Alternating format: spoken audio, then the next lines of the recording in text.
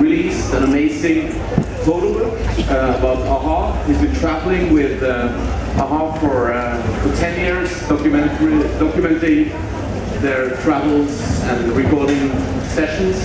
So, first of all, welcome to Stian Andersen, the photographer. Thank you.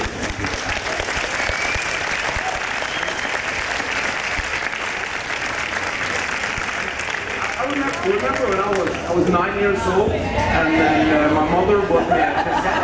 It was the first cassette that I ever got. I'm going to need a bit more monitoring because I don't hear him over the back. So turn the monitor on. Is there anyone in charge of the sound? Is there any monitor in here? More feedback than monitors. I need the speakers turned up. Can you hear me from here? Not very well, I just hear the slap back. It doesn't really matter. Well, the first cassette I ever got was Hunting High and Low, yeah, by AHA. I basically grew up with AHA as the biggest pop stars in Norway, and almost 30 years later, you still are. Now you're documented in this photo book by Stian, so welcome to Mr. Morten Harket.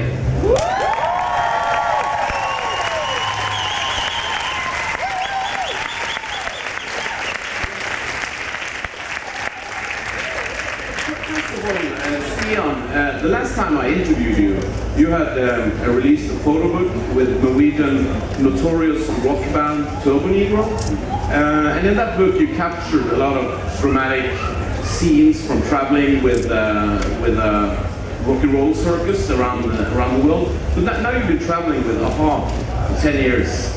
What's the biggest difference between traveling with a band like Turbo Negro and then entering the world of AHA? Luckily I did my head chopped off, so I survived, but what I've tried to do with this project, the similarities, is to present AHA in the type of same rock and roll way, like a grainy, hardcore, dirty look, which I think like presents a big contrast to what I've seen before. You know what I mean? Yeah. Because looking at this photo we got here, yeah, which is one of the photos from the book. Yeah. Where is this photo taken? From Chile, actually. Yeah, from to the mountain tour.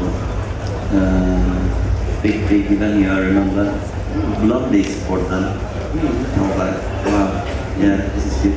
So it's like, I think it's like a typical iconic picture that tells everything about Morten being a great frontman that he is. How is it working with a photographer around you at almost all times? Well, I think that's two questions. What it's like to work with a photographer around me and what it's like to work with Stian around me. How is it working with Stian around you? Well, Stian actually, he has a way of fitting in where he is both right in your face and kind of not noticeable at the same time. So that's why he has become very good, I think. It's one of the reasons, certainly. So it's big for the band. I think I can speak on behalf of Paul and Magna as well. It's really easy to work with Stian. And then now you've been working with him for 10 years. How long did it take for you to trust him being around you? Mind you, the past 10 years have been really fast. So I haven't felt them.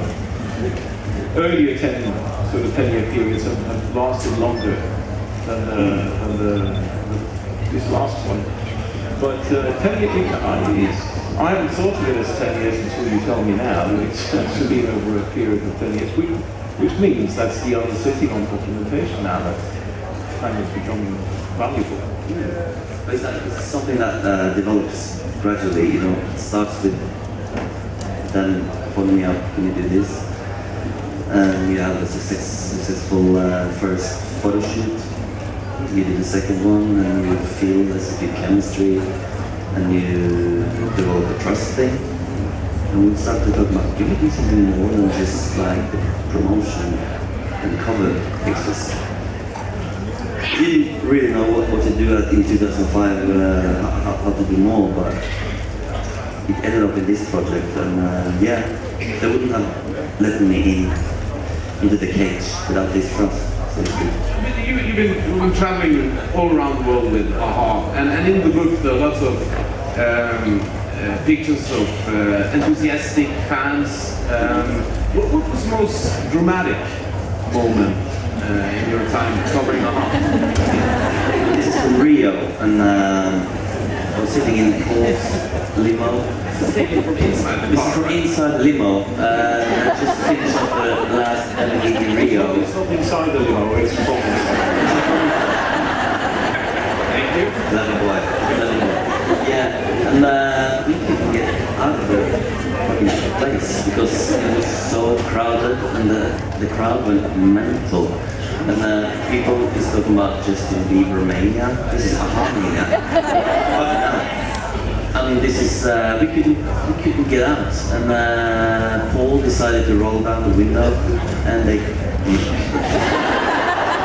I was shit scared. And for them, this is just another day at work. For me, Just another day at the office. Yeah, another day at the office. You know what I mean? But for me, it's a scary experience. It's both true and at the same time, it's a volatile scene always, and things can actually turn ugly and turn bad, and people can get hurt. So it carries a lot of responsibility that we are, and that any act doing what we do, you become very aware of that. So the main reason for carrying security is to make sure that situations don't get out of hand. That it's not really to so much look after the band as to actually look after the crowd as well. That's how it works.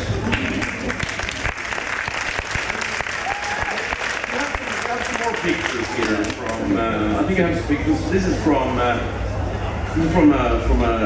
This is recording the foot of the mountain, and it's actually recording the title track in New Jersey, Hoboken, and I mean, this part of the album, they're recording in this quite rock and roll studio. It's the same thing that Sonic Youth normally uses. Quite dim the lighting, and I've tried to, it was shit the lightning, and I you know the building lamps that you use. So just 5 minutes before he came in, I was like, just to get this shot, I have to just plug it in and just do it. And I did, and it's an immense heat that develops. And being so professional and gentleman at the same time, he didn't care at all. And I stood like 15 centimeters from his face, just capturing it all while he lay down the vocal. That's 15 centimeters from my face. What kind of lens were you using?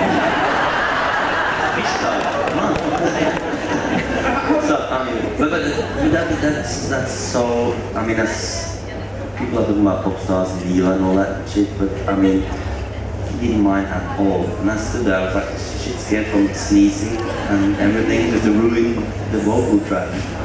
He didn't mind. And after 30 minutes, Paul came in. Stian, do you have any good photos now? Because I would love to have some good vocals on the album too. And he just kicked me out. But he just never said a word. Yeah. Morten, does it affect you having a photographer this close when you're recording vocals, or do you just like zone out? It's something you learn to accept. It's not something you love. I've never loved being photographed. I've never really wanted to be photographed. But I understand why it's happening, and that it's part of the communication of everything that we do. So it's something you just do. And then when you do it, if you want, then you want to do it well. I want to say that you touched on a very sore point in the difference between shooting promotional shoots, and doing documentary shooting, which is fine, really. I have never had a problem with the documentary side of things, but the promotional side is shit. It's really the worst. Also, maybe I think for the photographers, to go there in order to be photographed and to present yourself. And there is no such thing as not posing, because no matter what you do, it is some kind of pose. And it's not natural, it doesn't feel natural, and I never liked it. That's the hard part of it. But documentary thing, where you follow us the way you've done, is super, because we just do what we do, and I do remember now that you did set up this, and then I kind of get into the other mode. But you have someone like yourself that really fit in the way you have a talent for that. Also for the type of lifestyle that it becomes, to travel like this, to live out of a suitcase, and to be ready and available, ready to shoot from the hip at any point in time, and just be part of whatever goes on is it's a skill. Is there any moments when you're traveling around, like you said, you're living out of a suitcase, always ready to go to the next city? Has there been any incidents between you where you just had said to Stian enough, just leave me alone for only when people get out of hand, when what they do gets out of hand, when you understand why they do it or why people need something, and it's a warranted reason, then you just accept it and you deal with it. But the problem obviously always is that I am just one person, and because of what I do, if I do something that becomes very personal to people that pay attention to it, that allows it into their lives, and it builds a personal relationship without the personal contact, which is the normal contact. And that's the area that is always a battle to try and deal with for both sides, for the listener as well as the performer or artist. But is there any time when you come home from a long tour, you're alone in your house, and you look around, where is the photographer? I've never needed to look my this This is another really nice shot we have here. This is also from the time we got at the foot of the mountain in New Jersey, and for some reason this picture, even though it's taken pretty recently, it has kind of an 80s feel to it.